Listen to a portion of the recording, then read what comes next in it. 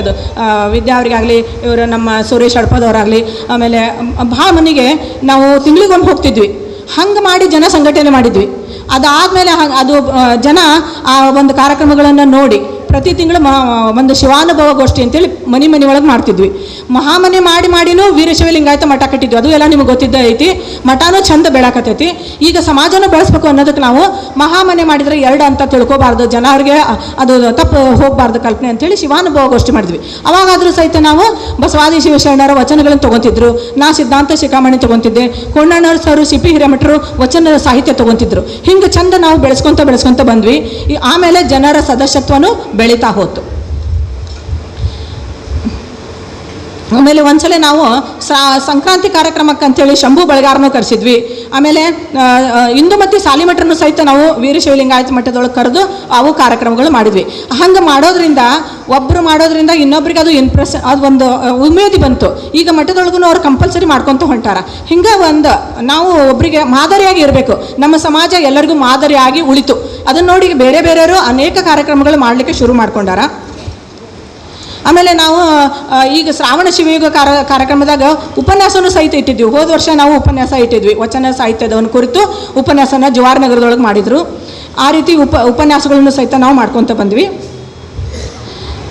ಆಮೇಲೆ ಕಾಶಿ ಜಗದ್ಗುರುಗಳನ್ನು ಜನವರಿ ತಿಂಗಳ ಪ್ರತಿ ವರ್ಷ ಜನವರಿ ಒಳಗೆ ಕಾಶಿ ಜಗದ್ಗುರುಗಳಾಗಲಿ ಶ್ರೀಶೈಲದವರಾಗಲಿ ಉಜ್ಜಯಿನಿಯವರಾಗಲಿ ಯಾರು ಒಬ್ಬರು ಜಗದ್ಗುರುಗಳು ಕರಿತೇವೆ. ಯಾಕಂದ್ರೆ ನಿಮಗೆ ಭಯ ಹುಟ್ಟಬೇಕು. ನಾವೆಲ್ಲ ಇವರೆಲ್ಲ ಮಾನ್ಯರು ಅದಾರ ಅಂದ್ರೆ ನಿಮ್ಗೆ ಇನ್ನೂ ಸ್ವಲ್ಪ ಭಯ ಕಡಿಮೆ. ಅದಕ್ಕೆ ಹೆಸರಿ ಹಾಕ್ಕೊಂಡಂಥ ಗುರುವರೇಣ್ಯರು ಯಾರೇ ಇರಲಿ ಅವ್ರು ಬಂದಾರಂದ್ರೆ ನಿಮಗೆ ಇನ್ನೂ ಭಯಭಕ್ತಿ ಜಾಸ್ತಿ ಆಗ್ತೈತಿ. ಆಮೇಲೆ ನೀವು ಅವ್ರು ಹೇಳಿದಂಥ ವಾಣಿಯನ್ನು ಪಾಲನೆ ಮಾಡ್ತೀರಿ. ಆ ಉದ್ದೇಶ ನಮ್ಗೆ ಇಷ್ಟ ಇರೋದು. ನಮ್ಗೆ ಯಾರು ರಾಜಕೀಯನೂ ಬೇಡ, ಯಾರು ರಾಜಕೀಯದವ್ರ ದುಡ್ಡನ್ನು ನಾವು ತೊಗೊಳ್ಳಲ್ಲ. ನಿಮಗೆ ಗೊತ್ತಿದ್ದೈತಿ. ನಮಗೇನು ಧರ್ಮದ ಬಗ್ಗೆ ತಿಳ್ಕೊಂಡವ್ರನ್ನ ಕರೆಸಿ ನಿಮಗೆ ಜ್ಞಾನಕ್ಕೆ ಪಡಿಸೋದು ಇಷ್ಟ ನಮ್ದಿರೋದು ಉದ್ದೇಶ. ಅಂಥ ಒಂದು ಕಾರ್ಯಕ್ರಮಗಳನ್ನು ನಾವು ಮಾಡ್ಕೊಂಡ್ವಿ.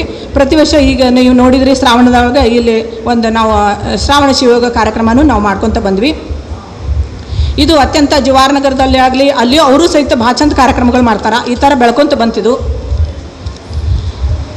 ಧರ್ಮ ಜಾಗೃತಿ ಕಾರ್ಯಕ್ರಮದಲ್ಲಿ ನಾವು ಹೊಸದಾಗಿ ಏನು ಹಾಕ್ಕೊಂಡ್ವಿ ಅಂದ್ರೆ ಸುಮ್ಮನೆ ಬರೋದು, ಎಲ್ಲರೂ ಪ್ರವಚನ ಕೇಳೋದು ಸ್ವಲ್ಪ ಲೇಟನ್ನು ಬರ್ತಿದ್ರಿ. ಜನ ಆಡಿಸ್ತಿದ್ರು. ನಾನಲ್ಲ, ಜನ ಅನ್ನೋರು ಊಟ ಟೈಮಿಗೆ ಬರ್ತಾರೆ. ಎಲ್ಲಾರ ನಾನು ಏನ್ರಿ ಜನ ಬಂದಿಲ್ಲ, ಫೋನ್ ಮಾಡಿರಿಲ್ಲ, ನೀವು ಅವ್ರಿಗೆ ಹೇಳಿರಿ ಇವ್ರಿಗೆ ಹೇಳಿರಿಲ್ಲ ಅಂತ ಕೇಳಿದ್ರೆ ಅವರೆಲ್ಲ ಬರ್ತಾರೆ ತಗೋರಿ ಊಟ ಟೈಮ್ಗೆ ಅನ್ನೋರು. ನಮಗೂ ಕೆಟ್ಟ ಅನಿಸ್ತಿತ್ತು. ನಾವು ಇಷ್ಟೆಲ್ಲ ಮಾಡೋದು ಎದ್ರ ಸಲುವಾಗಿ? ನಿಮ್ಮೆಲ್ಲರ ಸಲುವಾಗಿ. ಅದಕ್ಕೆ ಎಲ್ಲರಿಗೂ ಊಟ ಮನೆ ಒಳಗೆ ಮಹಾಪ್ರಸಾದ ಇದ್ದೇ ಇರ್ತೈತಿ. ಇದು ನಿಮಗೆ ಎಲ್ಲರಿಗೂ ಜ್ಞಾನದ ದಾಸೋಹ ಕೊಡ್ಬೇಕನ್ನೋದು ಉದ್ದೇಶ ಇತ್ತು. ಅದಕ್ಕೆ ಈ ಸಲ ಏನು ಪ್ಲಾನ್ ಮಾಡಿದ್ವಿ ನಾವಂದ್ರೆ ಎಲ್ಲರಿಗೂ ಲಿಂಗ ದೀಕ್ಷೆ ಕೊಡಿಸೋಣ ಅಂತ ಹೇಳಿ ಲಿಂಗ ದೀಕ್ಷೆ ಕೊಡಿಸೋಂಥ ಕಾರ್ಯಕ್ರಮ ಹೋದ ವರ್ಷದಿಂದ ಹಮ್ಕೊಂಡು ಬಂದೇವಿ. ಇದನ್ನು ಹಮೇಶ ಕೇಳಿ ಇಟ್ಕೊಂಡು ಹೋಗ್ತೇವೆ ನಾವು.